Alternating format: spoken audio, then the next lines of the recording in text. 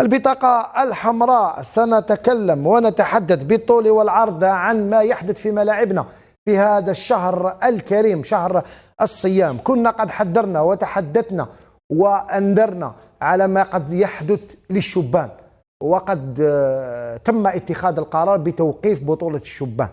لا نقول اليوم أننا نطالب بوقف بطولة القسم الأول حتى تتراكم المباريات، ولو أنه احنا رانا حاليا في المباراة رقم 13 مباراة متأخرة، وهذه فيها وعليها، خاصة من أجل حسابات البطولة المرتبة الثانية وحتى البقاء.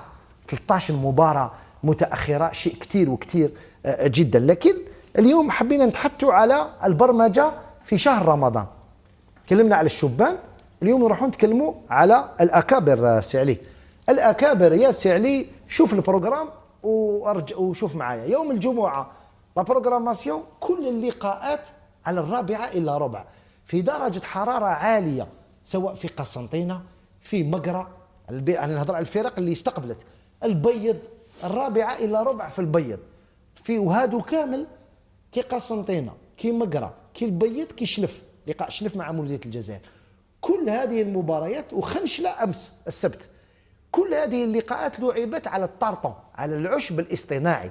يعني العشب الاصطناعي يعطيك واحد الحرارة زائدة على الحرارة 10% تزيد 10%. تقدر تقول 40%. واش ما كاينش سخانه في الطارطون لاكوم هذيك هاي ما تمسخش. محمد قال لك 10%. عندك بزاف ما لعبتش فيها محمد. جاب هيا معليش، هو ما يلعبش في رمضان. كيما واحد الناس قال لك يلعب 7/4 يروح يجري بك 7/4 يونطريني. نروحوا لصور المباريات. إن كنا نكذب على الجمهور شاهدوا هذه الصور للأكابر. بدأنا بصور مباريات الأكابر. هذه الصور من لقاءات مولودية الجزائر أمام جمعية شلف. اللاعبين راهم ماهمش قادرين حتى يعني يسترجعوا أنفاسهم. شاهدوا كيولي جوار أجونو هكذا. واش معناتها؟ الممزية الحكم في وقت من الأوقات وقف المباراة لأنه ربما حتى هو تعب. يعني صور راكم تشاهدوها هنا بالصوت والصورة تقريبا. الناس كيفاش راهي تتعذب في شلف، الملعب الذي أغلق لمدة تقريبا عام هو مغلق، لنجد أنفسنا بدون إضاءة في آخر الأيام تاع اللقاء. شاهدوا دائما هذه الصور. زيد خليها تمشي، نزيدوا نشوفوا الصور الموالية لمباراة أخرى، مباراة سطيف. جابوا كاد يغمى عليه. شاهدوا الصور تاع اللاعبين تاع وفاق سطيف ولاعبين تاع فريق شباب قسنطينة في ملعب قسنطينة. درجة الحرارة كانت عالية وعالية جدا. لي جوا شوفوا مساكن، يعني صراحة غريب أطوار هاد الناس اللي راهي تبرمج بهذه الطريقة. اللاعبين تقريبا خرجوا من المباراة وهم يقولوا إن شاء الله بك يلحق وقت. شوف الصورة هذه أصدق من أي تعبير. هل هذا طبيعي في بلد يملك الكثير من الملاعب؟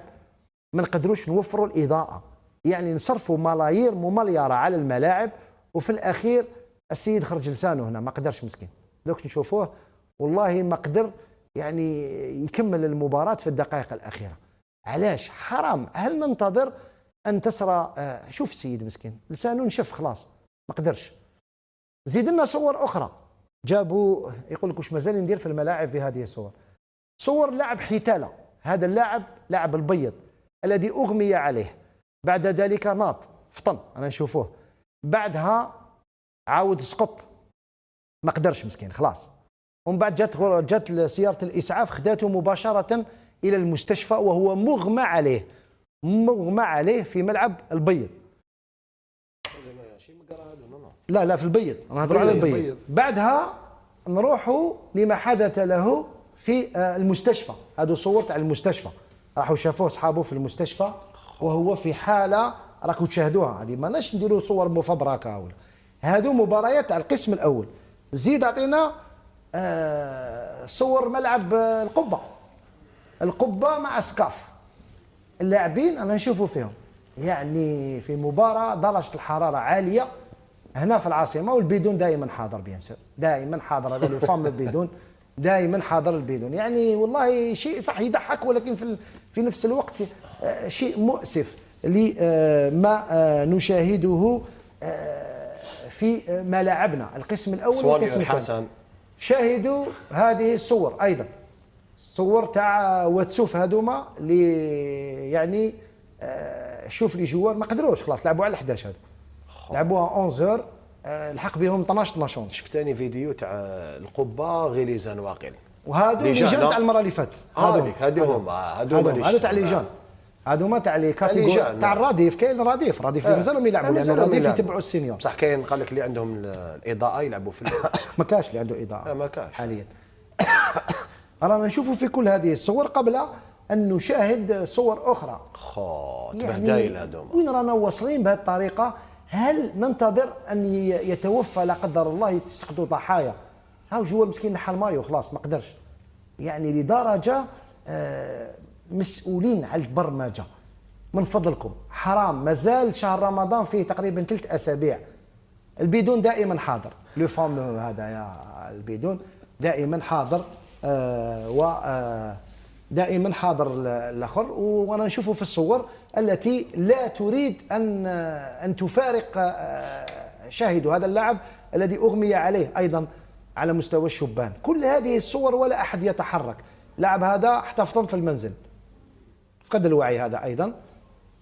مزيان كاين الحمايه المدنيه وهذا العامل في الملعب اللي كان يرش في اللاعبين.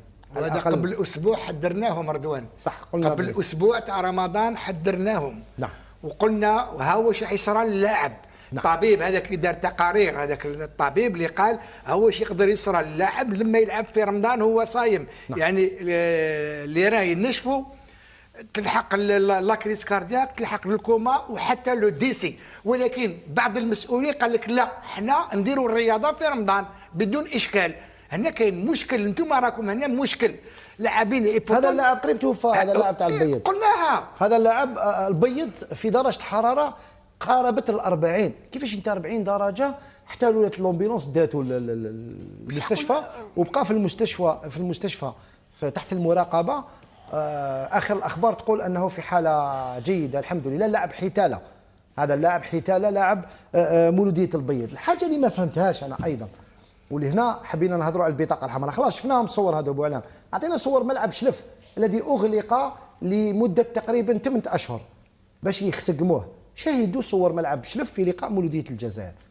هل هذا ملعب اغلق لمده 7 اشهر من اجل اصلاحات؟ واش تم اصلاح في الملعب وجاو داروا التدشين؟ الملعب راه في حاله كارثيه يا جماعه.